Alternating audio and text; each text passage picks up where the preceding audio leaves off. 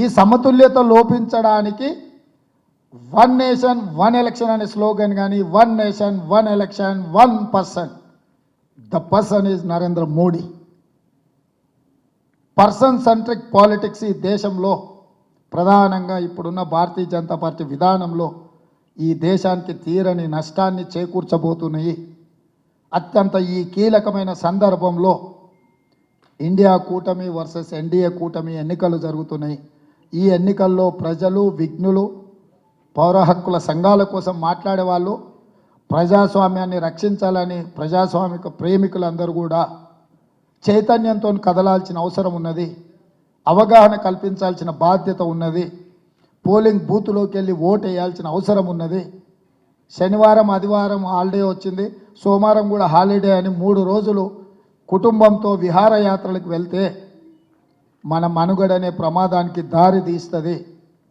కాబట్టి ఇది అందరం సామాజిక బాధ్యతగా ఈ సమాజాన్ని కాపాడుకునే వ్యక్తులుగా మన బాధ్యతలు నిర్వహించడమే కాకుండా ఇక్కడ ఉన్న పాత్రికే మిత్రులందరూ కూడా నా విజ్ఞప్తి, ఈ ఎన్నికలు మన మనుగడనే ప్రశ్నించే ఎన్నికలు.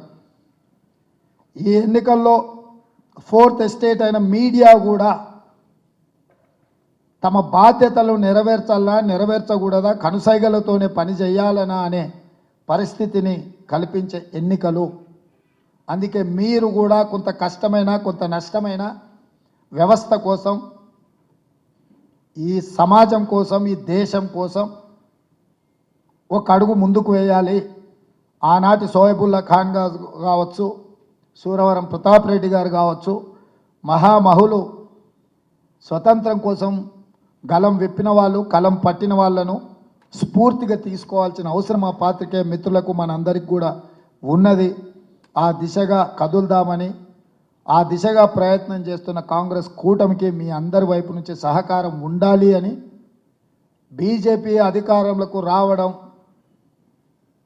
అది ఏదో మొత్తం దేశాన్ని వాళ్ళకి అప్పగిచ్చినట్టు, ఈ దేశంలో ఏ ప్రయోగమైనా మేము చేస్తామని ఏదైతే ఆలోచన చేస్తుండ్రో ఈ విధానం అన్ని వ్యవస్థలని విధ్వంసం చేయడానికి ఉపయోగపడుతుంది.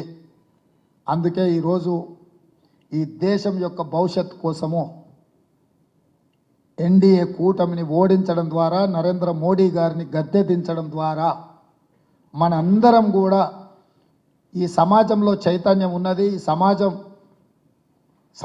నిర్మాణం కోసం కొంత పని చేస్తాము, మనకు ఆ సామాజిక బాధ్యత ఉన్నదని ముందుకు వెళ్ళడానికి ఉపయోగపడాల్సిందిగా ఆ దిశగా మనం అడుగులు వేద్దామని చెప్పి మా మిత్రులందరికీ తెలియజేస్తూ నేను సెలవు తీసుకుంటున్నాను.